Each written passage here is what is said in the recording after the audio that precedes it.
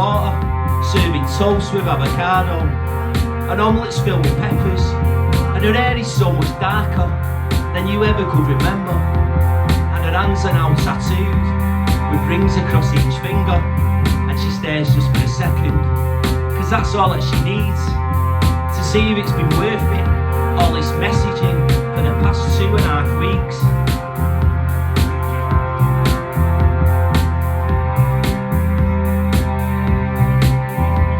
And you want to hold her hand, but that's probably a bit weird, and that's what she once called you, the time you wrote that card and left it on her desk just before English, and you saw it in a bag, so you know that she kept it. So you're out here treading water in Bruce Lee style pyjamas, just like when you was 12, hoping someone might notice.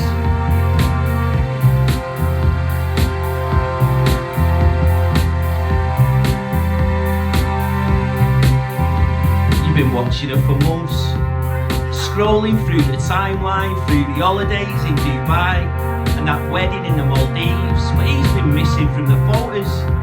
You work out about 8 years, so she's focused on the salon and her daughter's martial arts.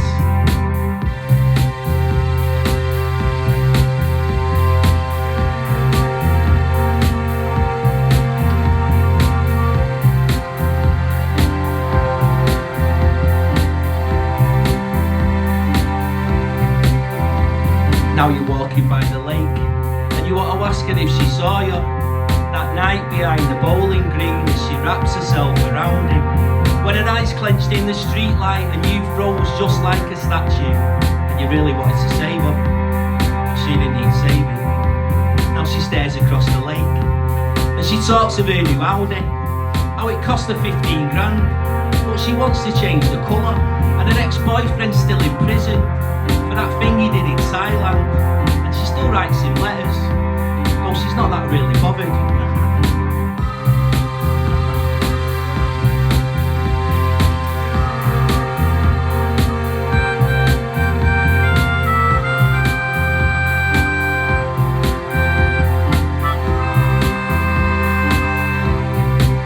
She spent her summer in Ibiza, had a thing with Brandon Block, and he still texts her on her birthday. She even gets a mention in his book. And then she asked the question, the one you always feared, where you have to make out that you've been interested for the past 25 years. And somewhere in the distance, in the middle of the lake, a 12-year-old treads water. He gives his head a shake.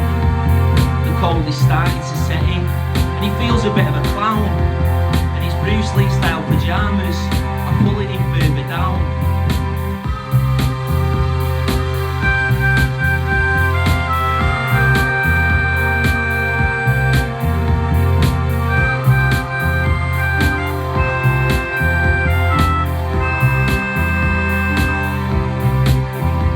So you tell her that your parking runs out in half an hour. For the first time you start to think about what life would be like without her. And as your engine starts, you make the call and say the words aloud. Okay Google, how do I delete an Instagram account? I found a few articles on the Google Help Center that might answer your question. I sent them in a notification to your phone.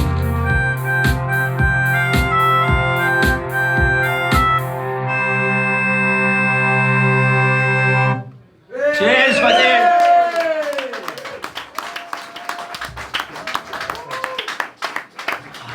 Great, very good.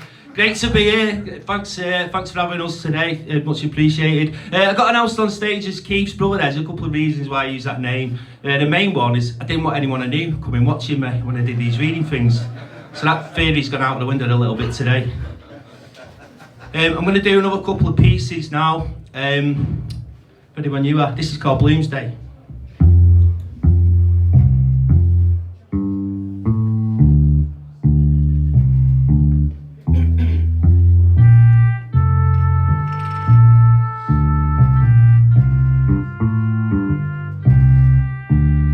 You'd meet into your house and the two of you would walk and walk through sunbaked streets, past the Peveril of the Peak and under the Mancunian Way. past where the Nile Club used to be, and Rob wouldn't say it's where his dad used to DJ on a Friday night or where he met his mum. And you already knew it was where the riot started in 81 because he told you a dozen times before. On lockdown forays down the Princess Road to Merseybank and back. They all thought you were gay. What if we are, you'd say?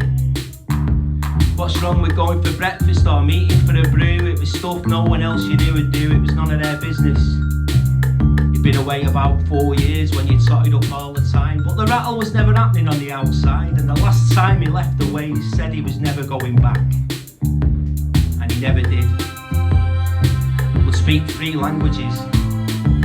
Spent his days reading McClaverty and James Joyce and talked to Ulysses in such a way it sounded like the greatest story ever told, and you even bought the book.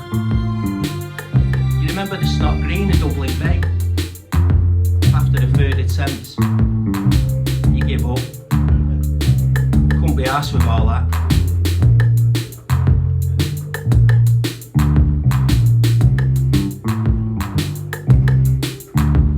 Your mortgage was almost paid and contracts due to exchange on the place in Lorette de Mar. And this year when you changed the car, the dealership said you thought of going electric. So you did. For all free. The text said phone us when you can. It was already out. Dean's 50th. Day 1 of 2 or maybe 3. Grown up stuff. So when he said he'd been having thoughts, made a plan, and you'd be better off without him, you couldn't be arsed with all that. So you never messaged back.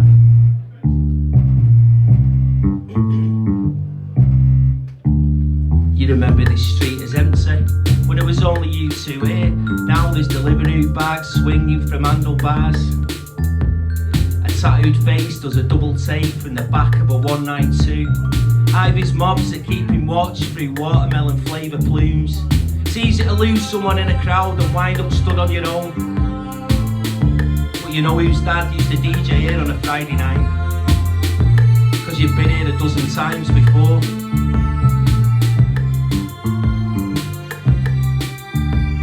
Safe, man.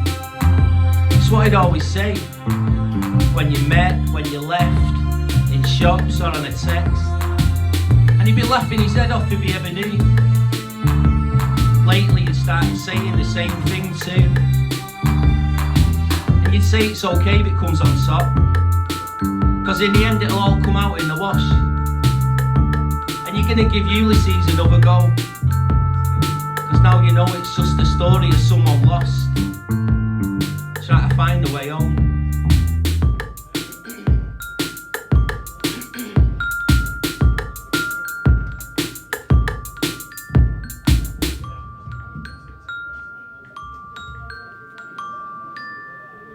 Thanks a lot, everyone. Cheers.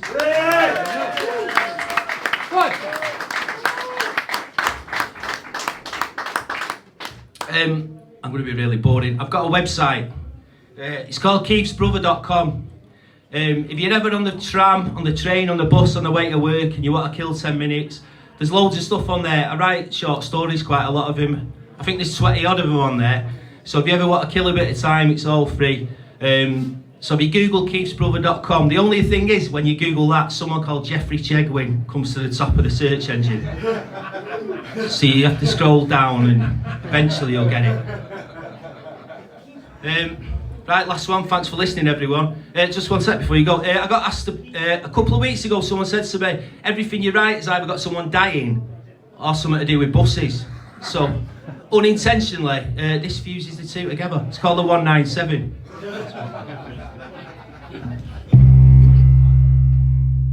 Good turnout for Johnny today. It's every time the phone rings these days. Either someone's pegged it or a 50th in Dubai. All the old faces were there. Filling the boots on lasagna or the potato pie. Then there was that comment in the queue. So when's it your funeral then? Playing the Charlie Big Balls, wasn't he? With his buy-to-let and his Balenciaga trainers. They see the hole in your sleeve and the grain in your teeth. And the whites of your eyes turn yellow like an autumn leaf. Yes, soon I hope. When's yours? Shut him right up, that did. They all know how far they can go and know who was there when it really mattered. Like at Tottenham away in '86. When you took it to him in their own backyard. 100 of them, maybe more, steaming through the station doors. Fagan's gang in the North London sun. Young, fearless, scared of no one. You couldn't stick around if there's booze about. Johnny wouldn't have minded you sneaking out. That photo on his coffin, the Lacoste shirt and the button-down collar. And that smile, like he always knew something you didn't. A smile, a mile wide. He drops off the radar for years. Got trapped in the cycle, heroin, jail, back on it, then jail. He needed the routine, you see. He liked those same faces coming and going. It was the only place he felt at home. Then out of the blue, he was back. After stuff. A bed for the night, then the week, then the month. Not that he ever slept. He'd be up cutting his hair at 3 in the morning, then cutting himself like a microsurgeon, careful, calm and precise. And you'd talk at Tottenham away in '86, when you'd suck it to him in their own backyard. 100 of them, maybe more. Your little firm all out in force. Fagan's gang in the North London sun. Young, fearless, scared of no one. You're even scared getting the bus home now. It's like a committee meeting in your head trying to work out where your stop is. Yeah, 11 soon please mate. And you remember your bus pass. And the driver analyses at arm's length, making you wait and wait. Does he not know you've just buried your mate? Thanks, you say. And you remember. No one really cares about Tottenham away. Not on the 197, they don't.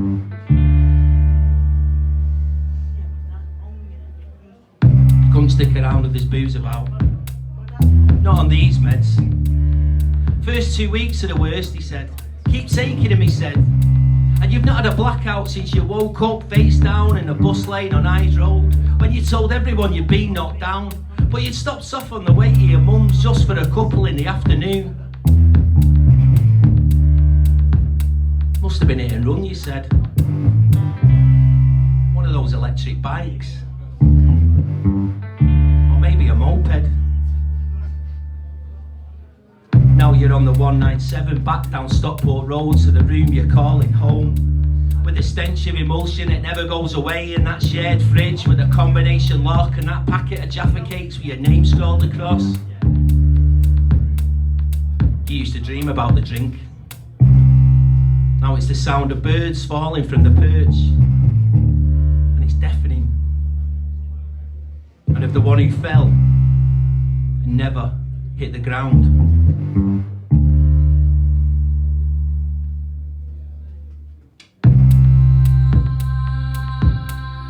No one ever knows why they do it. But you've got a pretty good idea. So you'll say goodbye in that time-honoured way as the ache in your heart succumbs. And drink to your pal with a mile-wide smile, and if that moped comes, then it comes. So here's to Tottenham away in '86. And that flash of silver in the evening sun, the splash of red on the curb, when the roar went up and the police horse slipped. Down Seven Sisters Road, you and Johnny, you never budged an inch. It's just the one. Once you get off this bus. Cheers, thanks for listening everyone. Cheers. Ta. Go on, Jacko.